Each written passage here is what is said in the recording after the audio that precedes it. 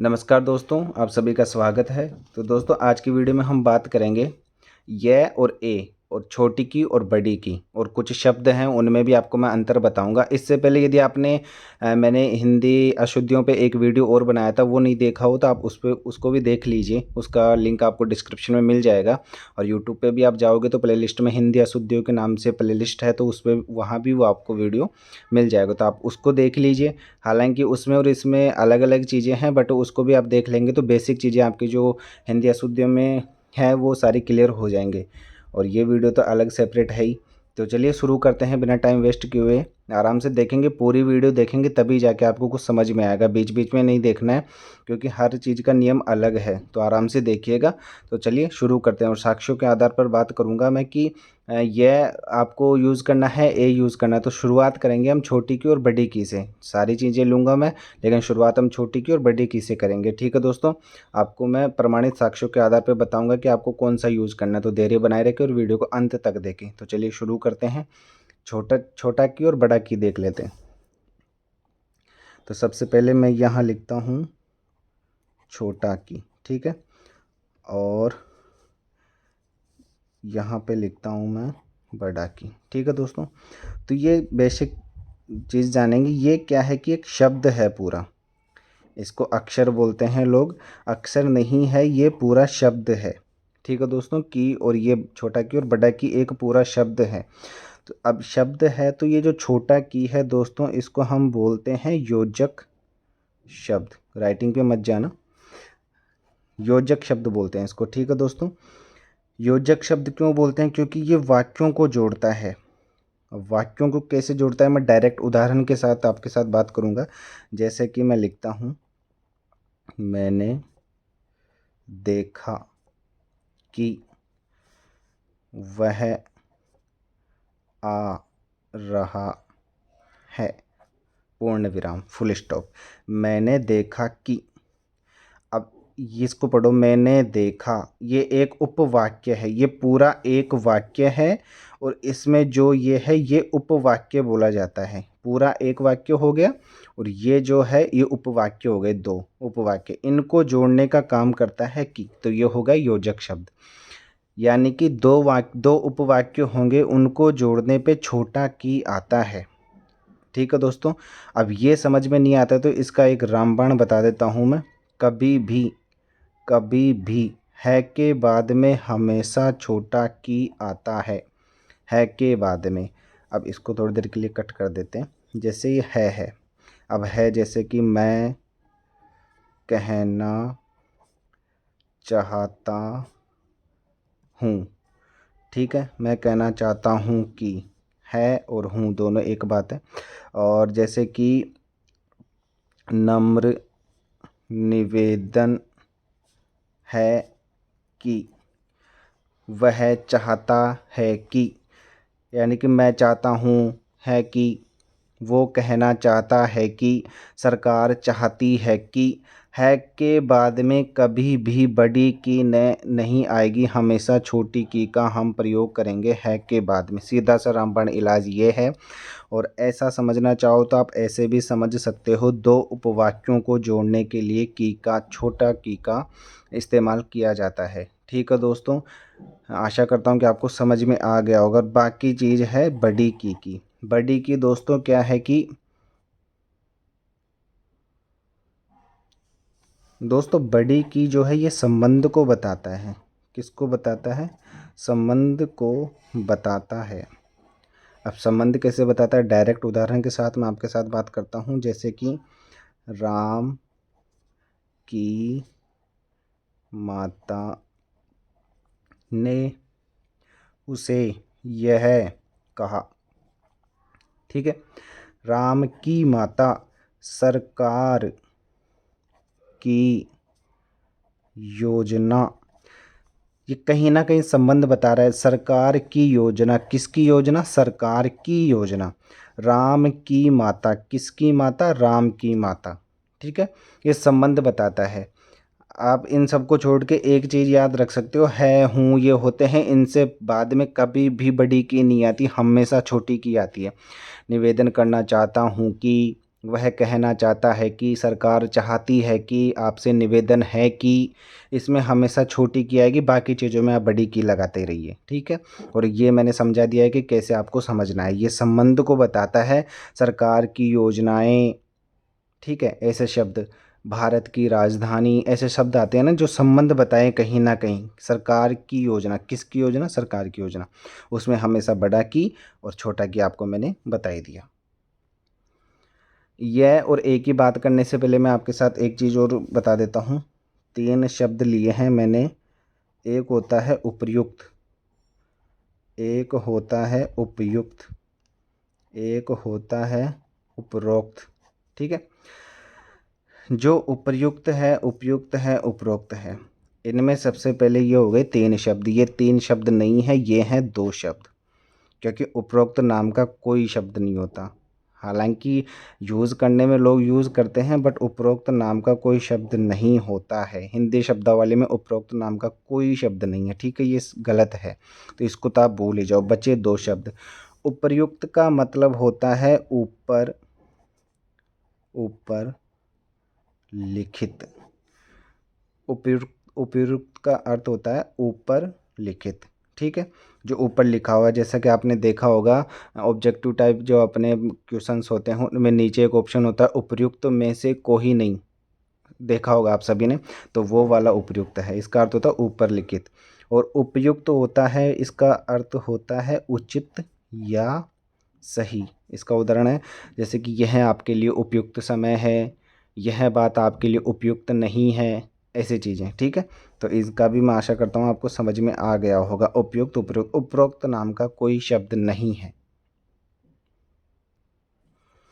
दोस्तों, जो सबसे महत्वपूर्ण है अपना य और ए, स्वर और व्यंजन, ये 2 चीज़ हैं, य और ए। सबसे बड़ी चीज़ कि आज की वीडियो में यही रहने वाली है, इसीलिए मैंने इसको थोड़ा सा लास्ट में लिया है, क्योंकि थोड़ा सा बड़ा कॉन्सेप्ट है। तो इसको समझेंगे, आराम से देखेंगे।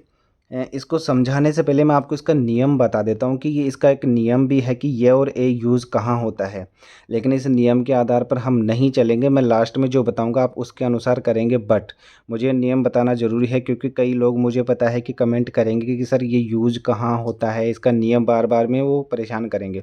तो इसलिए मैं उनके लिए ये इसका नियम बता देता हूँ। हालांकि आपको ये नियम ज़्यादा दिमाग में नहीं बिठाना है और इसके अनुसार आपको चलना भी नहीं है, लेकिन मैं बता देता हूँ आपको। ठीक है, क्योंकि कई लोग होते हैं जो कमेंट करके पूछेंगे, तो उनके लिए बता देता हूँ। बाकी मैं आपको अभी बता दूंगा कि क्या यूज़ करना है इन दोनों में से और क्या यूज़ नहीं करना है। इससे पहले इसका नियम समझ लेते हैं कि इसका एक्चुअल नियम है क्या। ठीक है, तो दोस्तों जो यह है ना, ये होता है अपना क्रियात्मक रूप में प्रयोग, क्रियात्मक रूप में प्रयोग होता है यह का। ठीक है, अब क्रियात्मक रूप में कैसे होता है वो भी मैं आपको बताऊंगा। एक का यूज होता है अपना अविकारी शब्द। अब ये अविकारी ऐसे सुन के ऐसे थोड़ा अचंभित मत हो जाना, क्योंकि ये मानता हूँ कि ग्रामर का जो हिंदी व्याकरण का है उसका पूरा नियम है, बट इसको बताना मुझे थोड़ा सा ज़रूरी लग रहा है, क्योंकि कुछ लोग होते हैं जो कमेंट करके पूछेंगे। तो मैं आपको बता ही देता हूँ एक बार। अविकारी और विकारी 2 शब्द होते हैं। एक का यूज होता है अविकारी शब्दों के साथ। अविकारी विकारी मैं आपको बोल के बता देता हूँ, लिखूंगा नहीं। विकारी शब्द वो होते हैं जिनका लिंग और वचन परिवर्तन करते हैं तो उस शब्द में परिवर्तन आ जाता है। जिन शब्दों का लिंग या वचन परिवर्तित करने पर उन शब्दों में परिवर्तन आ जाता है वो कहलाते हैं विकारी। अविकारी जो जिनमें कोई परिवर्तन नहीं होता है लिंग और वचन का, वो हो गए अपने अविकारी। ठीक है, ये इतना सा बात है। अब चलते हैं, जैसे कि इनका उदाहरण ले लेते हैं। राम रोजाना, बस समझ लीजिए नियम को। मैं नहीं कह रहा कि आपको नियम के अनुसार करना है, क्योंकि इसके अनुसार करेंगे तो चीज़ें समझ में थोड़ा सा नहीं आएंगी। मैं आपको अभी एक बता देता हूँ, जैसा कि मैंने की और की का रामबाण बताया था, इसका बता दूंगा, लेकिन आपको थोड़ा सा इसको एक बार देख लेना है, क्योंकि नियम है तो थोड़ा सा समझ लेते हैं। यदि इनका पर्टिकुलर कोई नियम है तो समझने में क्या जाता है, सही है ना, तो समझ लेते हैं इसको। मैंने यहाँ पे 2 वाक्य लिखे हैं आपके लिए। राम रोजाना विद्यालय जाता है और एक लिखा पायल रोजाना विद्यालय जाती है। आप देख पा रहे होंगे कि जाता है और जाती है चेंज हो गया। इसमें तो जाता है, इसमें जाती है। क्यों हो गया? क्योंकि पायल और राम, यहाँ पे ये पुल्लिंग है, यहाँ पे ये स्त्रीलिंग है। मैंने बोला जिन शब्दों में लिंग और वचन चेंज करने पर जिन शब्दों में परिवर्तन हो जाता है वो विकारी शब्द कहलाते हैं। ठीक है, तो जैसे ही स्त्रीलिंग करने पे ये हो गया चेंज जाती, और पुल्लिंग करने पे जाता है। ठीक है, तो ये विकारी शब्द वाली बात है। अब जैसे कि इसको चेंज करेंगे ना तो ये चेंज नहीं होगा कभी भी, इस पे तो कोई फर्क नहीं पड़ा। जैसे राम रोजाना विद्यालय जाता है, ये तो ठीक है। पायल रोजाना विद्यालय जाती है, सेम है ना दोनों चीज़ों में। एक और लिख देता हूँ मैं आपको, जैसे कि लड़के, बहुवचन वाला आपके लिए लिख देता हूँ। लड़के रोजाना विद्यालय। अब कई लोगों को से तो ऊपर से जा रही होंगी चीज़ें, लेकिन मैंने पहले ही बोला था एक बार समझ लीजिए, देख लीजिए। जो आपके काम की बात है वो भी मैं आपको बताऊंगा, लेकिन इसका नियम है वो देख लीजिए एक बार। ऊपर से जा रही हैं तो जाने दो, कोई बात नहीं। लड़के रोजाना विद्यालय जाते हैं, अब यहाँ पे जाते हैं हो गया, यहाँ पे जाती है, यहाँ पे जाता है। क्यों हो रहा है? क्योंकि ये चेंज होता रहा है इनका। अब यहाँ पे बहुवचन हो गया, यहाँ पे मैंने क्या चेंज किया? वचन। यहाँ पे दोनों में क्या चेंज किया? लिंग। लेकिन इसमें भी ये चेंज नहीं हुआ। ये अविकारी शब्द है दोस्तों, इस पे कोई फर्क नहीं पड़ा, लेकिन यहाँ पे फर्क पड़ रहा है। ठीक है, ऐसे यूज होता है ये ए अविकारी शब्दों में। ठीक है, ये जैसे कि ये विकारी और अविकारी शब्द बताए मैंने। ठीक है, अब मैं इनका यूज़ बताता हूँ कैसे यूज होते हैं। ठीक है, अब उदाहरण के साथ हम बात करेंगे। अब देख लीजिए आपके काम की बात। मैंने अपने फल ले लिए। ठीक है, और एक लिखा मैंने उसके फल लाओ, और एक लिखा मैंने अपना फल ले लिया। अब शुरू वाला याद करो, मैंने क्या बताया था? यह होता है क्रियात्मक शब्द के लिए यूज, और ए होता है अपना अविकारी शब्दों के लिए। अब यहाँ से देखेंगे, मैंने अपने फल ले लिए। ले लिए, अब ले लिए आखिरी में क्या आता है? मतलब कि वाक्य के अंत में क्या आता है? क्रिया। तो ये लेना क्या हुआ? क्रिया। ले लिया, लेना। क्या लिया? फल लिया। तो ये क्या हो गया? क्रिया। तो यहाँ पे क्या आना चाहिए? लिए। जैसा कि मैंने आपको बताया कि यह क्रियात्मक शब्दों के लिए यूज होता है, तो यहाँ पे ये आना चाहिए, क्योंकि क्रिया के लिए ये आता है। अब ये आगे समझ में आएगा, बता रहा हूँ मैं आपको, देखते जाओ। उसके लिए फल लाओ। ठीक है, अब ये उसके लिए नहीं लिखा क्या मैंने? यहाँ पे ले लीजिए, उसके लिए, उसके लिए। अब यहाँ पे ये अविकारी शब्द है, ये विकारी शब्द नहीं है। जैसे यहाँ पे ये क्रिया थी ना, यहाँ पे क्रिया नहीं है, उसके लिए। ये अविकारी शब्द हैं दोस्तों, उसके लिए। लाओ क्रिया, यहाँ पे ये है लाना। ठीक है, अब जैसे ये तो हो गया बहुवचन के लिए फल ले लिए। अब देखो, मैंने अपना फल ले लिया। ठीक है, अब यहाँ पे जैसे कि आप ये यूज करते हो ए, तो यहाँ पे भी फिर क्या आना चाहिए? ली आ। ये करोगे? ली आ करोगे? नहीं कर सकते ना। और यदि ये नहीं कर सकते तो फिर इसका, यदि ये एक वचन है लिया, तो फिर एक बात सोचो, जब जब ये ही गलत है लिया ही, तो इसका बहुवचन कैसे सही हो सकता है? नियम ये कहता है इसका, जब एक वचन यहाँ पे लिया आना चाहिए, जैसे स्वर के हिसाब से, तो यहाँ पे आ आना चाहिए, आना चाहिए ना, लेकिन नहीं आता। यहाँ पे आता है या। और यदि ये आना चाहिए आ, और ये ही गलत बता रहा हूँ मैं, तो फिर इसका बहुवचन तो हो ही नहीं सकता ना, तो लिए तो आ ही नहीं सकता ना, इसके लिए ये आएगा। समझ पा रहे हो मेरी बात? चलो एक और सेंटेंस करते हैं। मैं लिखता हूँ आपके लिए। मैंने सभी कागज उसे दे दिए करता हूँ, ठीक है। और मैंने कागज उसको दे दिया, ठीक है। अब इसको देखते हैं, उसे दे दिए। देना क्या है? क्रिया। तो ये तो आना ही नहीं चाहिए क्रिया में। क्रिया में आएगा दिए, क्रिया। क्रिया के लिए दिए आएगा, ठीक है। अब ये दिया, अब यहाँ पे इसके हिसाब से तो ये होना चाहिए ना, फिर दोस्तों दिया होना चाहिए ना, लेकिन नहीं होता ना। तो ये जब यही गलत हो तो फिर ये कैसे, फिर इसका ये कैसे सही हो सकता है? जब ये ही गलत है तो ये तो सही हो ही नहीं सकता।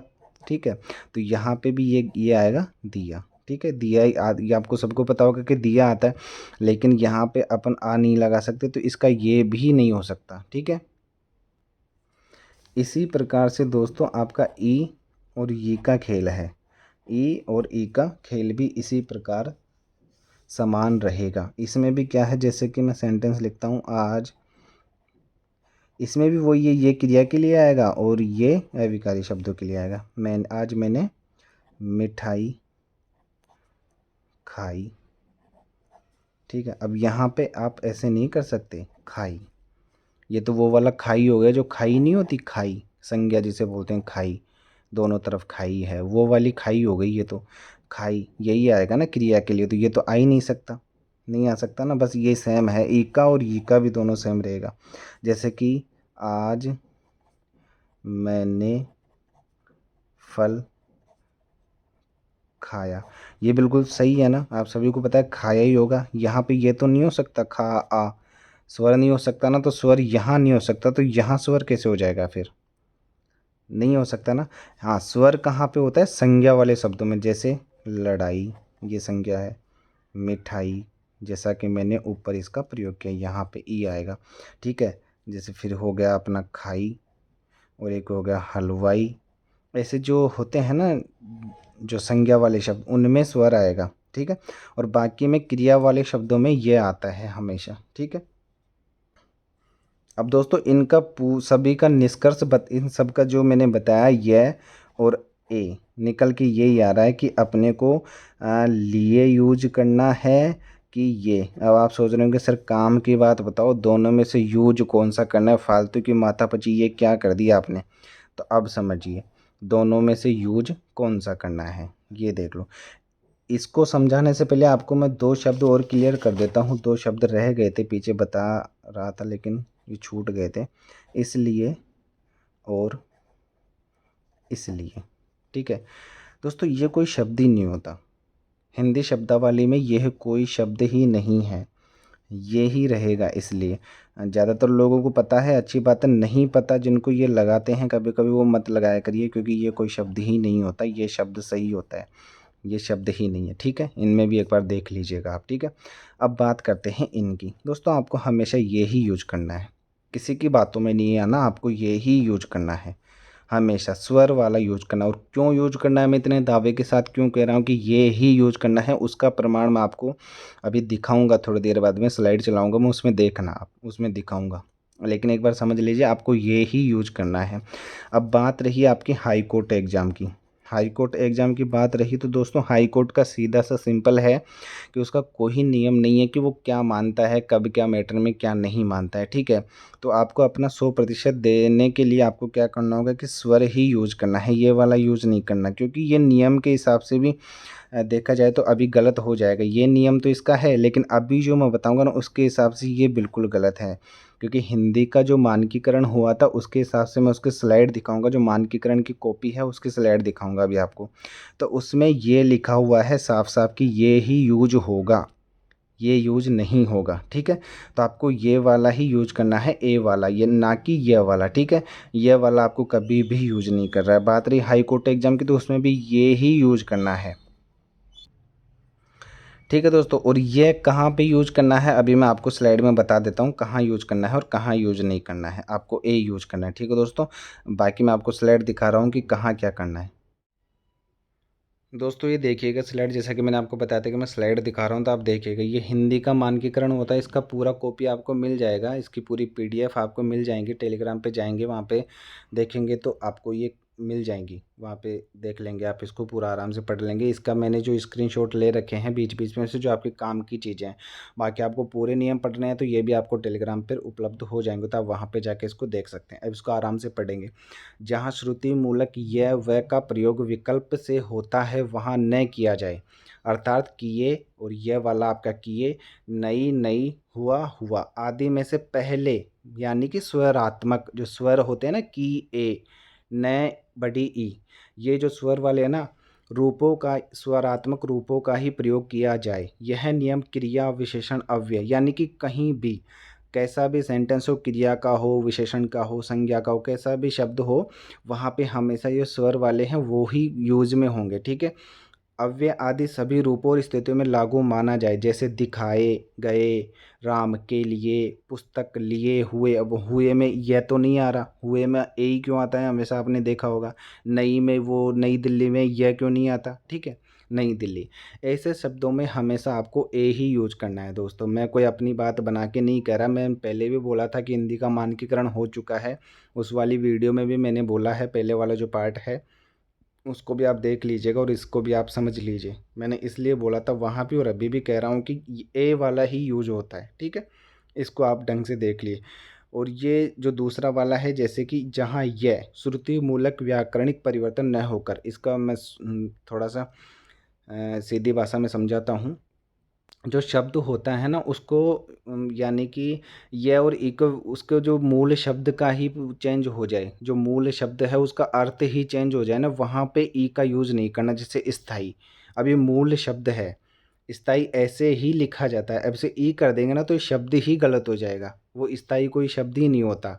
ये बात है, इसमें ये कहा जा रहा है। जैसे यहाँ स्थाई, नीचे देखो, शुरू से पढ़ते हैं चलो। जहाँ यह श्रुति मूलक व्याकरणिक परिवर्तन न होकर शब्द का ही मूल तत्व हो, वहाँ वैकल्पिक श्रुति मूलक स्वरात्मक परिवर्तन की आवश्यकता नहीं है। जैसे स्थाई, अवयवी भाव, दायित्व। अब दायित्व में ई तो नहीं लगाते, आप यही लगाते हैं ना, क्योंकि ई लगाएंगे तो पूरा इसका ये शब्द ही गलत हो जाएगा। इसलिए मेन शब्द में कोई परिवर्तन नहीं हो, इसलिए ई नहीं लगाते। जहाँ यहाँ स्थाई गलत हो जाएगा, अवयवी भाव जैसे यहाँ पे देखो दायित्व लिखेंगे तो वो गलत हो जाएगा। ठीक है, तो ये बात है। स्लाइड देख लीजिए आराम से, इसका पूरा पीडीएफ आपको टेलीग्राम पे मिल जाएगा। आपको हमेशा ए ही यूज करना है, स्वर ही यूज करना है, यह यूज नहीं करना है। दूसरा देखेंगे, हिंदी में कुछ शब्द ऐसे हैं जिनके दो दो रूप बराबर चल रहे हैं। विधिवत समाज में दोनों रूपों की एक सी मान्यता है। फिलहाल इनकी एकरूपता आवश्यक नहीं समझी गई है। कुछ उदाहरण है, गर्दन गर्द, दोनों लिखेंगे तो चलेगा, लेकिन आपको जो दूसरा वाला है ना, ये अच्छे से लिखना है। जो दूसरा वाला है वो ही ज़्यादा प्रचलित है, तो इसी को आप लिखें, पहले वाले को नहीं लिखें। बल्कि दोनों सही हैं, लेकिन आप दूसरा वाला को प्रेफर करें। गर्दन गर्मी, बर्फ़, बिल्कुल सर्दी, कुर्सी, भर्ती, फुर्सत, बर्दाश्त, वापस, वापस नहीं वापस, आखिर नहीं आखिर, बर्तन, दोबारा नहीं दोबारा, दुकान नहीं दुकान, बीमारी बीमारी। ठीक है, ये। और हलचिन वाला भी देख लेंगे, ये भी प्रॉब्लम रहती है उनमें। उसको फिर से जैसे कि यहाँ से ये महान, विद्वान आदि के न में, मतलब जो लास्ट में न है ना, इनमें हल चिन्ह लगाने की कोई ज़रूरत नहीं है, क्योंकि लुप्त हो चुका है, इनका प्रयोग ख़त्म हो चुका है। ठीक है, तो इनको भी लगाने की आपको कोई आवश्यकता नहीं है, वैसे भी सही माना जाएगा। और ये पूर्वकालिक प्रत्यय देख लीजिए।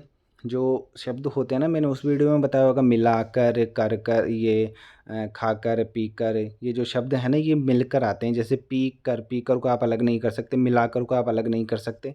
पूर्वकालिक प्रत्यय कर क्रिया से मिलाकर लिखा जाए, साफ साफ लिखा हुआ है, पढ़ लीजिए आप।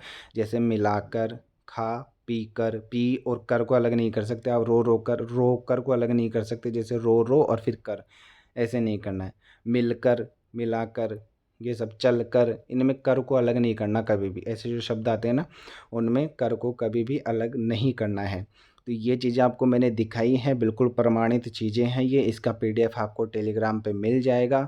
और इस वीडियो का जो पहला पार्ट है उसको भी आप देख लीजिए, वो भी आपको डिस्क्रिप्शन में उसका लिंक मिल जाएगा। और प्ले लिस्ट में भी जाके आपको वो वीडियो देख सकते हो, ये उसका पार्ट 2 है। ठीक है दोस्तों, आशा करता हूँ कि आपको समझ में आया होगा। और यदि किसी भी बच्चे का कोई भी डाउट रहता है तो कमेंट करके बताइए, मैं उनको सबको कंपाइल करके एक वीडियो और बना दूंगा। जिनका भी कोई भी हिंदी से संबंधित, स्टेनो से संबंधित, रिटर्न से संबंधित कोई भी डाउट हो तो आप कमेंट करके बता सकते हैं। ठीक है दोस्तों, मिलते हैं अगली वीडियो में। वीडियो अच्छा लगा हो तो कमेंट करके ज़रूर बताइएगा। ठीक है दोस्तों, थैंक यू, धन्यवाद।